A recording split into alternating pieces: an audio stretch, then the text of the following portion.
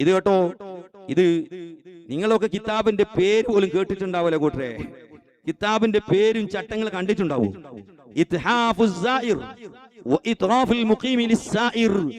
എന്ന ഇബ്നു അസാകിർ റളിയല്ലാഹുവിന്റെ കിതാബാ. ഇബ്നു അസാകിറിന്റെ കിതാബാണ്. ഹിജ്റ 618 ജനിച്ച് 686 വഫാത്തായി പോയ മഹാന്റെ കിതാബ്, ഇമാമിങ്ങളുടെ കിതാബ്. ഇദ്ദേഹത്തിന്റെ 100ഓളം വാള്യമുള്ള കിതാബുണ്ട്. സുബ്ഹാനല്ലാഹ്, വലിയ പണ്ഡിതനാണ്. ആ പണ്ഡിതന്റെ കിതാബാണ്.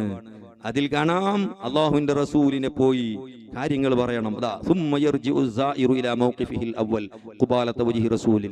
മദീനത്ത് പോയാൽ അല്ലാഹുവിന്റെ റസൂലിന്റെ ആ മുഖത്തിന്റെ ഭാഗത്തേക്ക് വരണം.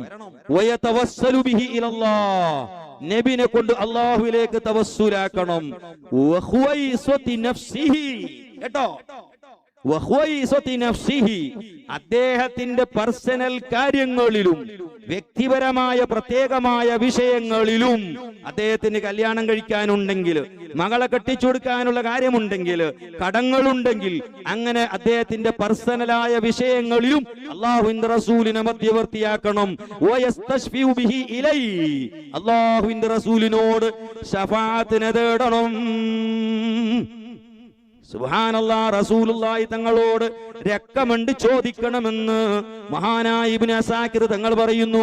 ആരോട്? വഫാത്തായി പോയ നബിയോട്. മരിച്ചവരോട് സങ്കടം പറഞ്ഞാൽ അതാണ് ഇബാദത്ത്, ആരാധന. അതാണല്ലേ ഈ മൗലവിയുടെ പറഞ്ഞത്. ആരടോ നിങ്ങൾക്ക് ദീൻ പഠിപ്പിച്ചത്? ആരാണ് നിങ്ങൾക്ക് ഇസ്ലാം പഠിപ്പിച്ചത്? തൊള്ള കൊണ്ട് വന്നതൊക്കെ പറയാ.